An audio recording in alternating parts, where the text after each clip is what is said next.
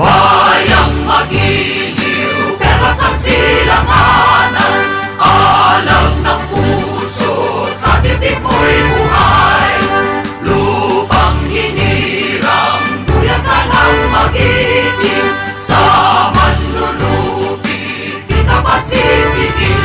Sa dagat at bundok, sa simoy at sa langit mong baghang, may nilang ang tula at awit sa paglayang minamahal. Ang kisap ng watawat mo'y tagumpay na nanginginig, ang bituin at araw niya kailan pa may magdidilim. Lupa ng araw ng walo aming konsekta, buhay ay langit sa likod. Aming ligaya na pag may mamapit, ang namatay ng dahil sa'yo.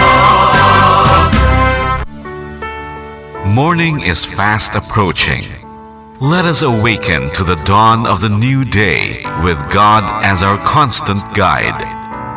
God our Father, may you grant us wisdom in our decision, courage to rise from all our mistakes, devotions to our duties, and gladness to share and cooperate for the good of our families and our community. May you spark in us a love for the truth and respect for one another. May you preserve us from false pride, unselfishness, and help us to live in peace with one another as brothers. Amen.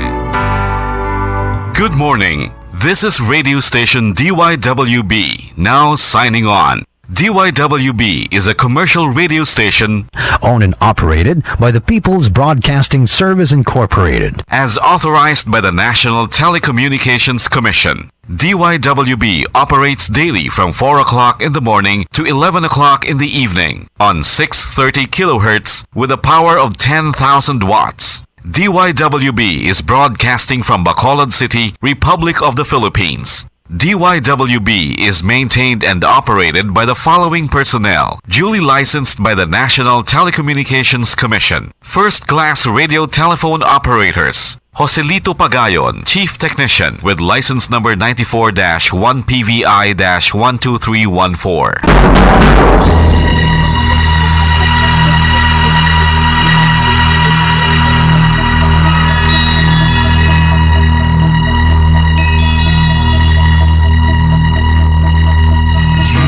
Are the reason why this network is on.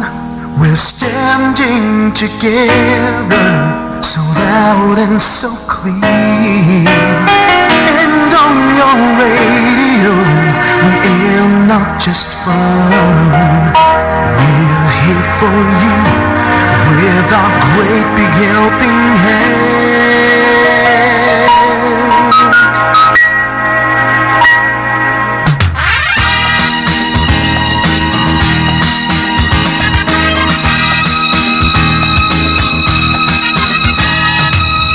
Are the reason why this network is on. We're standing together, so loud and so clear. And on your radio, we air not just fun.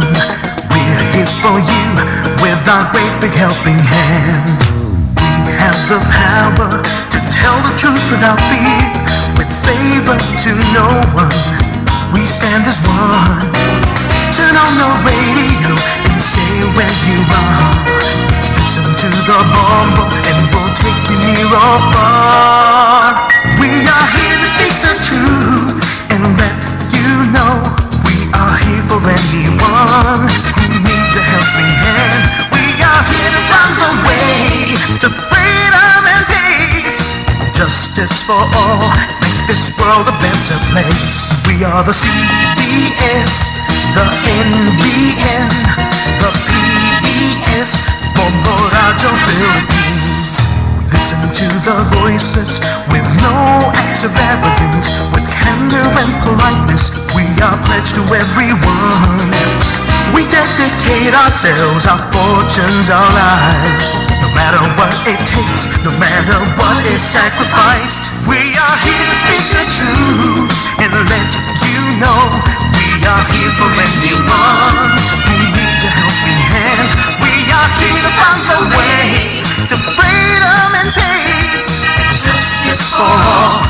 this world a better place. We are the CBS, the NBN, the PBS, Bombo Radio Philippines. Bombo Radio is here for you to let you know what's new.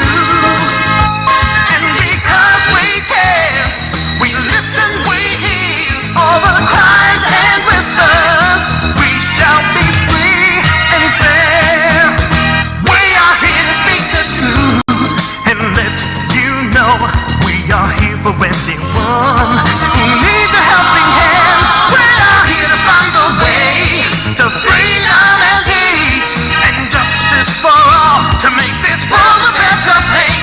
We are the CBS, the NBN, the PBS, Bombo Radio Philippines. We are the CBS, the NBN, the PBS, Bombo Radio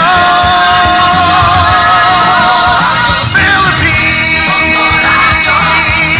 Bombo Radio. 5 dekada nang nagtataguyod ng katotohanan. 5 dekada nang nagtatanggol sa mga mamamayan. Patuloy na nagsasaliksik at mabilis maghatid ng mga balitang siksik at malaman. Patuloy na nangunguna sa mga issue, drama, promo at serbisyo publiko.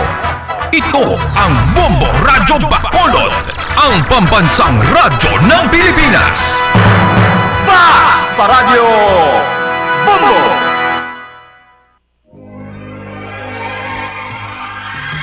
Daily Gospel Reflections. Ang adlaw-adlaw nga pagpamalandong sang ebanghelyo, agud kita tuytoyan nga magkilala, maghigugma, kag magsunod kay Kristo. Ako ang dalan, ang kamatuoran, kag ang kabuhi. Ini ginadulong sa inyo sa mga Madres and Daughters of St. Paul. Malipayon nga adlaw sang Miyerkules sa inyo tanan mga kauturan. Updinin niyo ako sa pagpasalamat sa Ginoo sa sining bagong adlaw. Subong man para sa grasya sang maayong lawas kag kabuhi. Kag updiman ninyo ako sa pagpasalamat sa Ginoo sa grasya sang pamilya. Sa ila pagpalangga kag pagsuporta sa akon bukasyon. Subong man nga ako nagkapasalamat sa grasya kag mga bendisyon para sa akon birthday sa ining adlaw, ginadumduman naton ang akon sister nga si Agnes nga sa buwas nga adlaw siya man magasaulog sa iya birthday. Nagapanawag ako, sabta ako o Dios. Pamatii ako, dungga ang akon pangamuyo. Tipigi ako subong imo na hamutan. Tagua ako sa idalom sang imo mga pakpak. Mga muyo kita.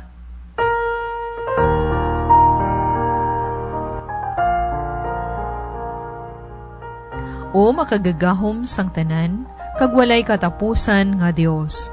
Kabayng ang amon kabubuton, mahalad sa imo, kag mag-alagad kami sa imo pagkahalangdon, sa bunayag nga tagipusoon. Ginapangayo namon ini sa imo, pagi ka Hesukristo, imo anak, kag amon Ginoo, nga nagakabuhi kag nagahari upod sa imo sa kaisahan sa Espiritu Santo, Dios sa tanan nga mga tuig sa mga katuigan. Amen. Pamatian naton ang Ebanghelyo suno kay San Lucas, Kapitulo 12, versikulo 39, tubtob 48. Si Jesus nagsiling sa iya mga gintutunan, dumduman ninyo ini, kung ang tag-iya sang balay, nakahibalo kung ano nga oras magaabot ang makawat. Bagabantay gid siya agud hindi makasulod sa iya balay ang makawat. Gani ka mo man, maghanda, kay ang anak sang tawo magaabot sa oras nga wala ninyo siya ginapaabot. Si Pedro nagsiling, Ginoo, kami lang bala ginatumod mo sa sininga palanggiran o kung ang tanan? Ang Ginoo nagasabat, karon, sino bala ang masadigan kag maalam nga salubuon? Siya, amo ang pakatugyanan sang agalon sa pagdumala sang iya panimalay, kag sa paghatag sa iban nga salubuon sang ila pagkaon sa nagakaigo nga tion.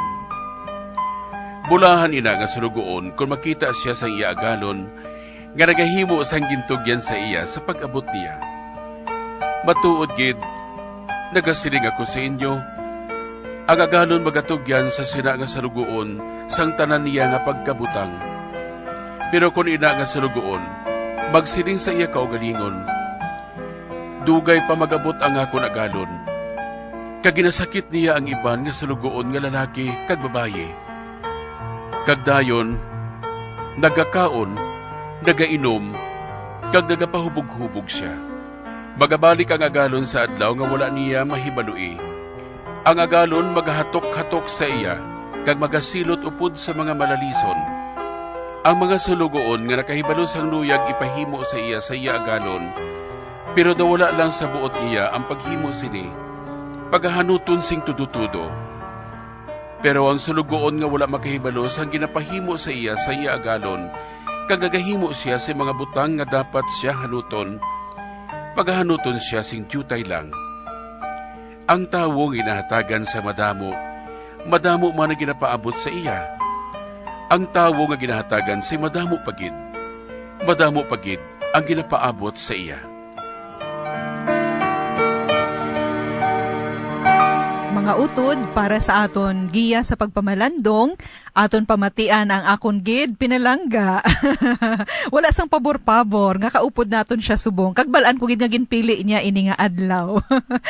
So, aton i-welcome si Dr. Lorna Lagumbay, professor sa University of St. Lasal, Bacolod City. Mayong aga, kag welcome sa aton programa, Miss L. Maying aga, sister, kag sa aton nga mga listeners, kag syempre, sister, happy birthday to you.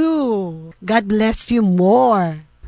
Nagapahayag ang aton ibanghilyo kung paano kita maghimo sang aton accounting sa Ginoo.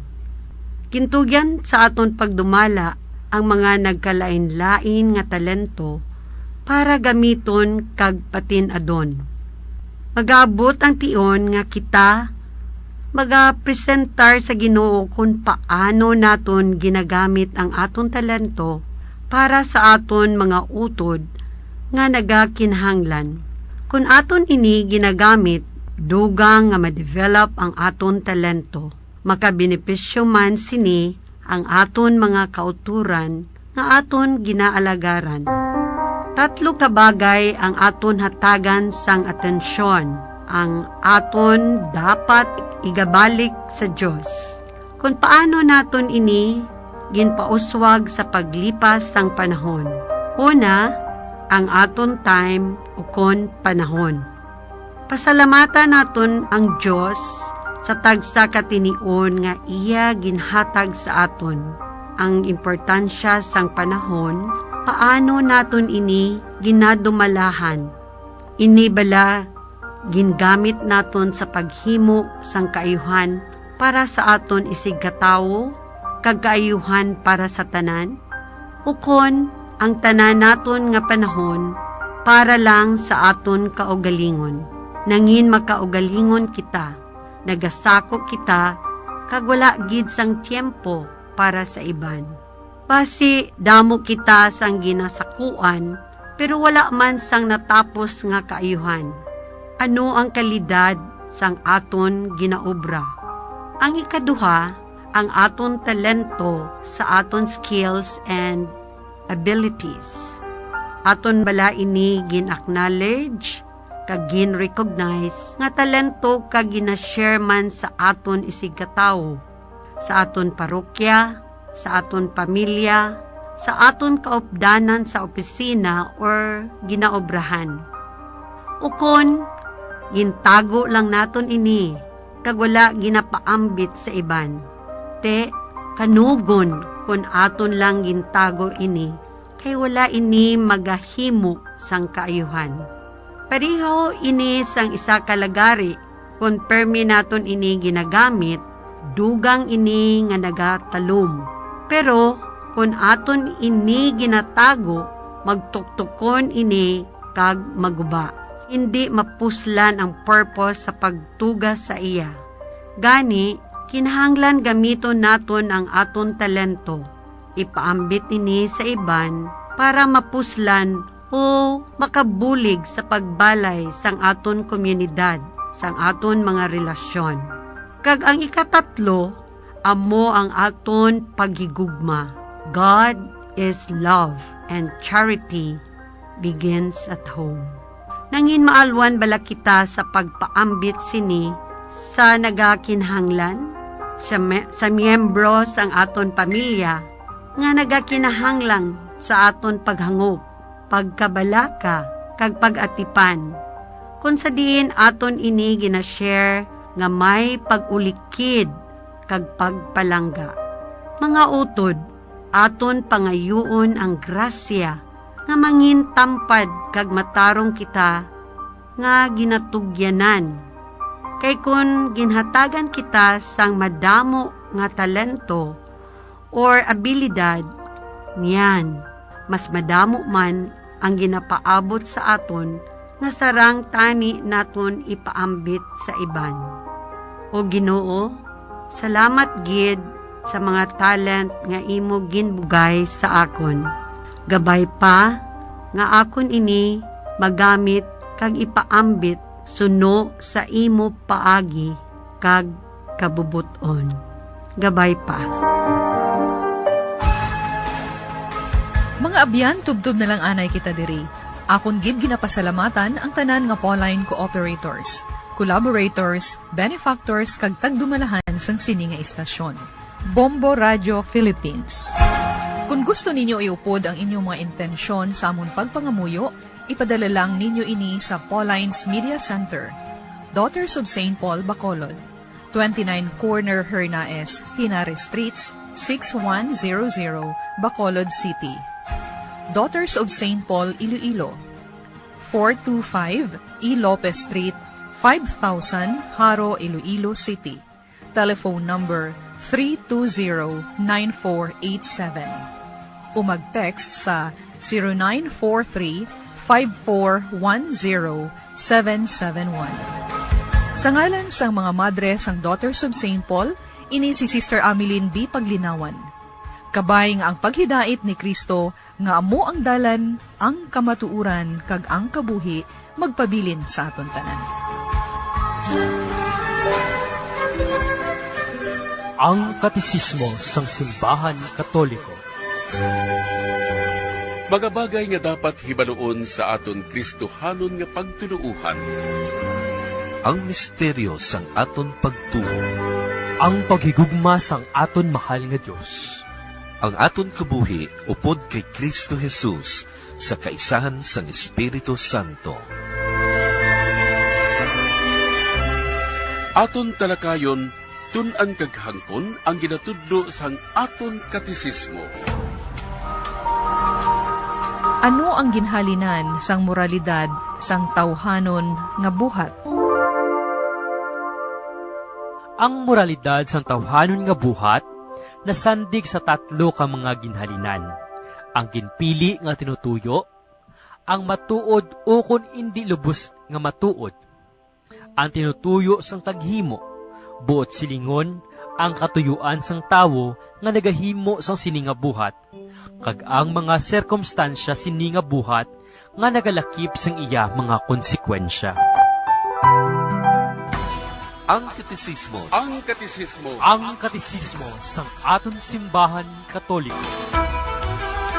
Ini nga programa kinadulot sa inyo sang mga madre sang Daughters of St. Paul kag sang Bombo Radio Philippines, ang pambansang radyo ng Pilipinas.